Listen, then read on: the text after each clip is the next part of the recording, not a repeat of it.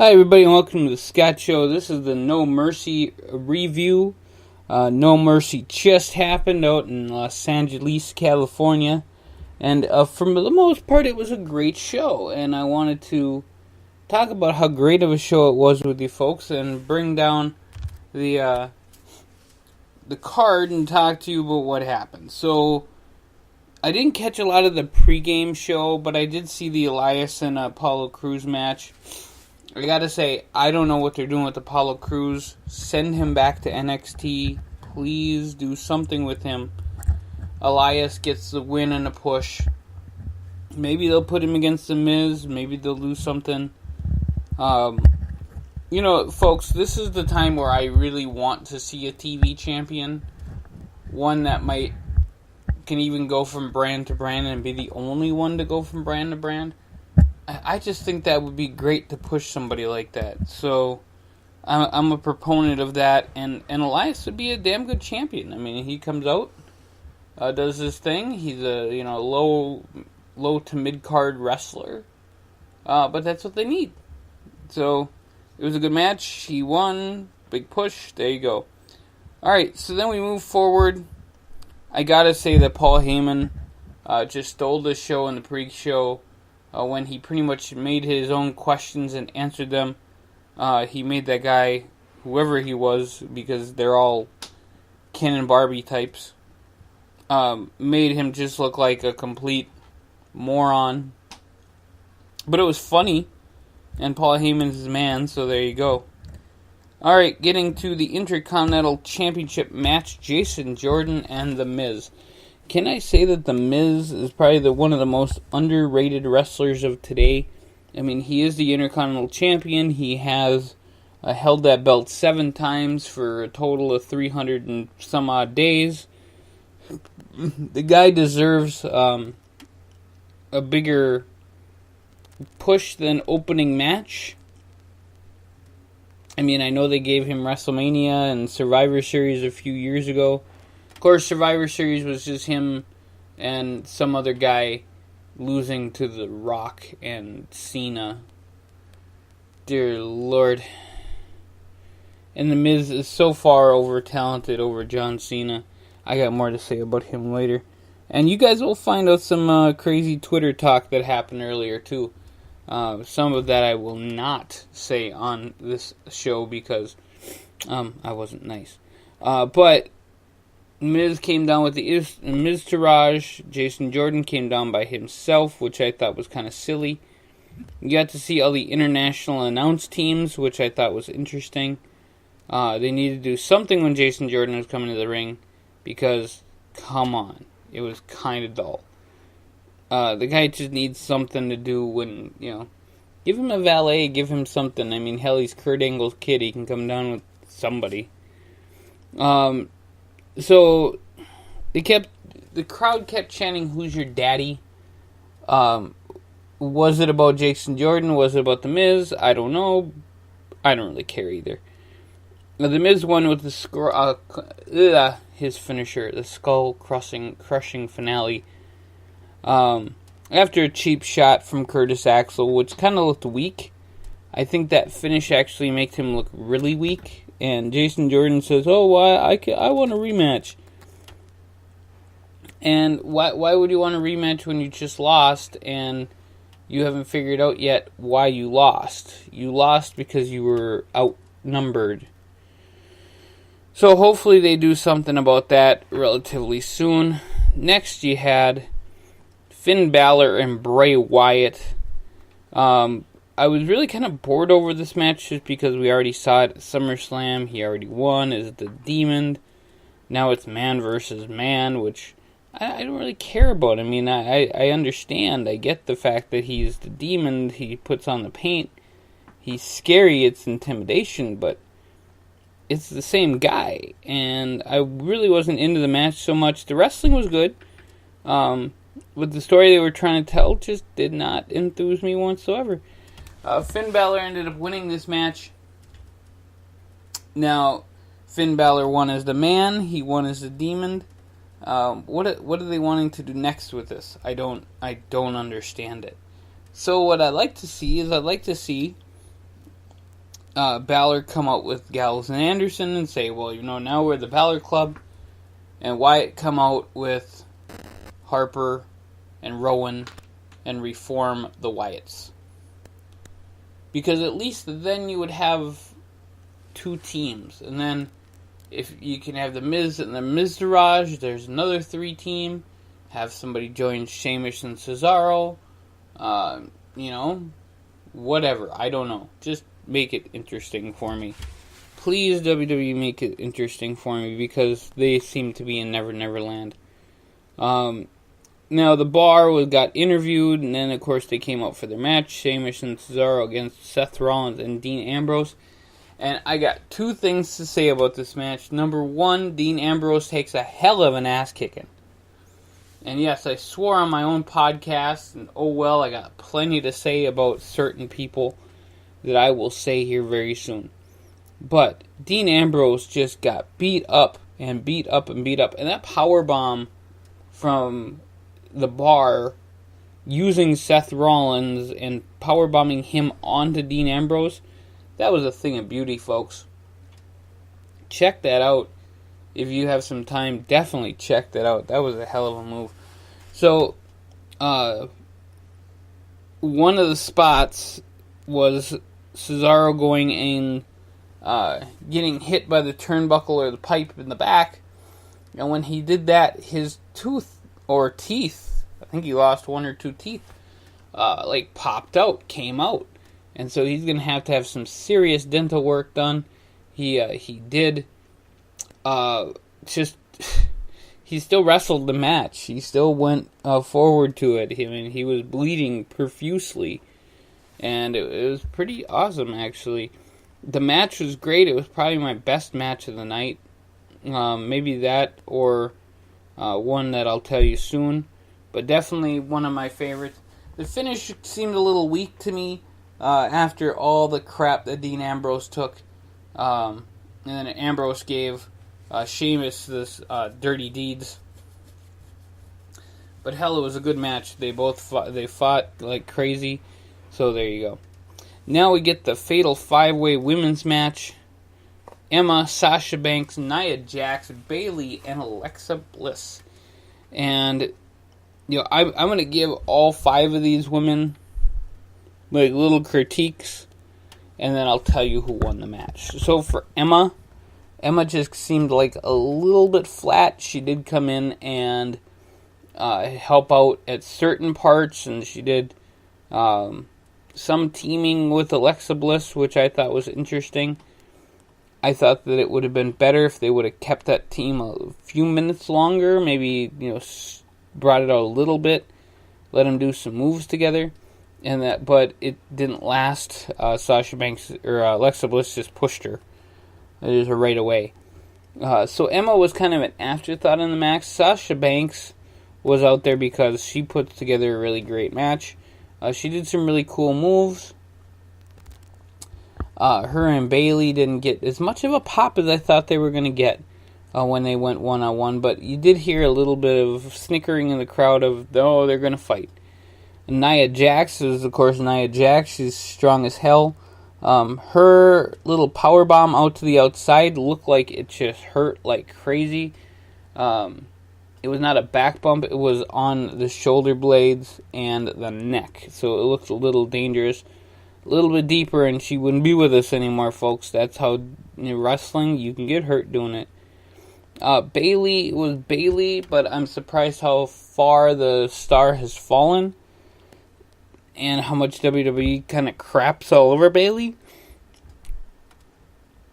So I was a little discouraged by that, and of course that gets us to Alexa Bliss, the Raw Women's Champion, who retains her title by any means necessary, pretty much. She beat Bayley in the final few seconds, which I thought was a bunch of crap. So, as much as I like the women's title match and the tag team title match, I still don't like the finishes to them. Of course, there's more to the story on that, folks. So, there you go.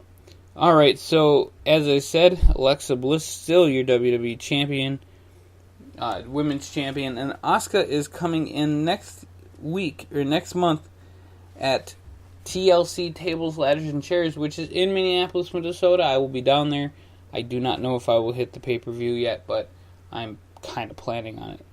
Alright, and then you got to John Cena and Roman Reigns. And can I tell you folks how crazy this match was in so many ways? I would like to, Roman, is Roman Reigns. And he was much better with the Shield. He is a favorite of The Office. They want to push him. They always talk about him on their shows, saying how good he is, how people should get into him. And yet, now he's facing off against John Cena, who's a 16-time World Heavyweight Champion, who should never have been a 16-time World Heavyweight Champion. John Cena just got very lucky that he actually got to be in the same realm as the people. This match was... somebody on Twitter put it really great when they said, here's a match with two people who know a combined of 7 moves who are trying to make this a long match. They had to do 4 AAs in the match, and the AA is the attitude adjustment or whatever kind of crap that John Cena does, which is just a fireman's carry, which they teach everybody in first aid class. And it's a fireman's carry drop, which means it's the safest drop that you can ever do.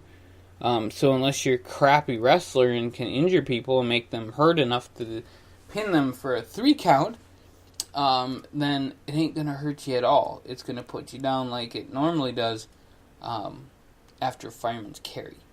So, yeah. John Cena is a terrible wrestler. Roman Reigns isn't that much better. I think that the Shield just kind of gave him a way to have 3 guys out there that would beat up people.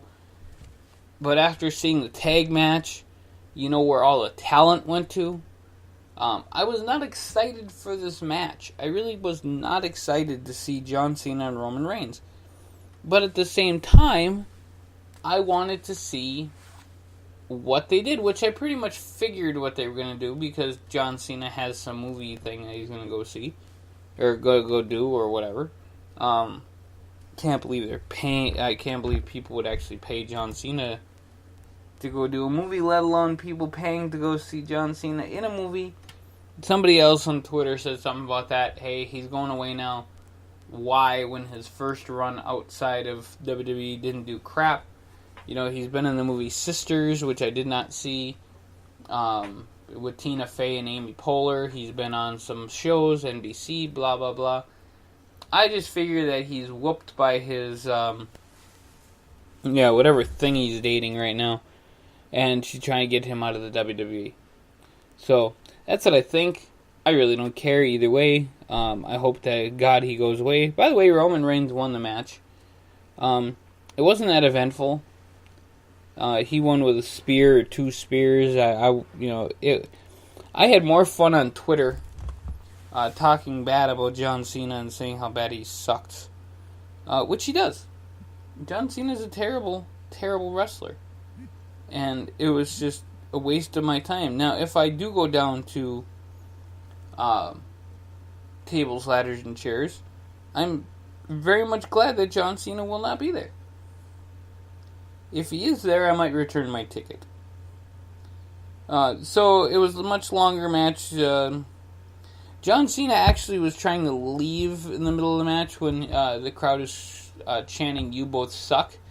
Because they do. John Cena, go away. You suck so bad. I don't like your... I just don't like you at all. Just terrible. So The Miz offers to talk to Roman Reigns. The Miz automatically lost points with me by saying Roman Reigns' win over John Cena was comparable to that of The Undertaker. Apparently he's smoking crack now too. Go Miz. Then you had some Ken doll lookalike, third-rate Ken doll lookalike thing, calling the Cruiserweight match with Enzo Amore and Neville. long story short, I'm sure that everybody has heard that Enzo Amore wins the match with a low blow. It was a pretty quick match, but it was actually a pretty good match. Neville beat the crap out of him. He did get the big DDT off the top rope, which I thought was awesome. So we'll see what happens with Enzo Amore and Neville on 205 Live. Some people see it. I won't, because I don't watch 205 Live. And then you had the Universal title match with Brock and Braun. The start kind of started out the way I thought it was going to, with Braun just kind of taking it to the limit, getting a lot of near falls on Brock. So I really wasn't surprised to see that.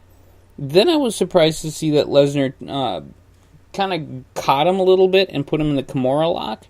I think they forget how great Brock Lesnar is at submission holds, and the fact that he's been in the UFC and knows how to, do this stuff for real. So that was kind of a cool deal to me, and it made the match to say, hey, look what Brock will do to win this match. And I was excited to see that, and then I saw all the other things, and the selling was great. Overall, it was a pretty good match. 6 German suplexes and F5. Lesnar does not get paid by the hour. I will say that. I'm surprised Braun Strowman won. I'm surprised Brock Lesnar won this match, as he is still the Universal Champion, retained his title against Braun Strowman. However, I think they can have one more feud with Braun and somebody, make him look like $1 billion bucks, and then rocket him to the moon. I want to see Brock and Braun again at WrestleMania. That's what I want to see. That's the match I want to see. Book it, WWE. And then book Roman Reigns against anybody else. I don't care. Opening match. And John Cena against his girlfriend. They can wrestle at home. I'm sure John Cena wouldn't want to do that anyway, because he's off making movies and wrestling. He doesn't want to be with that. So that has been the No Mercy review. I want to read just a few tweets. By the way, I want to say hi to Ben. Ben is following us now, and he said, after the show I'll be doing other stuff like listening to a good podcast. And then I said, oh, you're listening to mine. And he gave me the business because he didn't like the fact that I was making fun of his good buddy John Cena, who was probably never met. So, Ben's listening because he's a main event mark, and that's what his Twitter follow thing is. And then I'd like to just make this last statement, because Chris at Big Wall 79, probably a Trump supporter, said, replying to me, he said, there isn't a straight male on earth who would refuse Nikki Bella, but that only leaves one other group for you. And I posted back at him, and he posted one back to me and said, oh, you just don't like women. There's nothing wrong with liking guys, but at least you just come out and say it. So to Chris, I want to tell you that I do like women. And I don't like fake women. I don't like, that's just gross. So, Chris, I want to give you a few pieces of advice here. First of all, I'm 19 minutes in my podcast, and I'm just going to give you 1 minute of my time because that's all you deserve. But if you really want some other guy's woman that obviously is, I don't know what she's carrying, okay?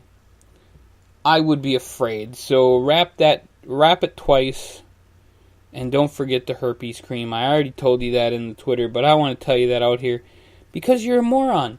And there, I wasted 33 seconds on you. No more time for you. So, folks, this has been Scott. This has been the No Mercy review. You guys can check us out all over the place. We're on Facebook and SoundCloud and YouTube and Speaker.com. We just make it happen all day long here on the Scott Show podcast, doing up to 10, 25, 50 show. Twitter was really fun. If you guys want to read my tweets, not a lot of them are nice and or clean. I have fun on my pay-per-view nights, just being mean. But that's me. And if people want to come back and say stuff to me, well, good for them. Because they can obviously have fun too. You know, it is what it is. I don't care. Match of the night was the tag team match, beating the women's match because Cesaro lost his teeth, and it was a hell of a match. I mean, the power bomb with Ambrose and Rollins was awesome, so definitely check that out. Second match of the night, the women's match, definitely one of my favorites, and the snore bore fest of the night was Roman Reigns, John Cena. If they knew a few more moves, that'd be awesome. Having 4 AAs in a match just means you don't have other crap to do. So I hope the John Cena goes away and we don't have to see that no talent. And he can keep his family away from here too. All of them. Terrible. Alright, so this has been the Scott Show. Like I said, you guys can check us out at SoundCloud.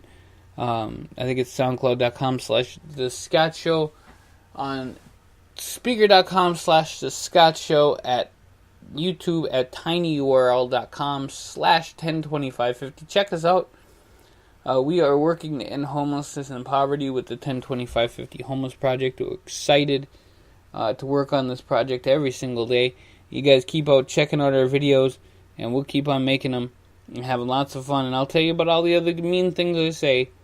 And I think next time what I will do is I will do a play-by-play of the event itself, but we'll cut it with all the different matches. So that will be a whole bunch of fun. We'll do that up next in 2 weeks at Hell in a Cell pay-per-view. And then I will not do that when Tables, Ladders, and Chairs is in Minneapolis. Either I'll be in Minneapolis or be coming back from Minneapolis. So we will see you guys real soon, and you guys have an awesome rest of your night.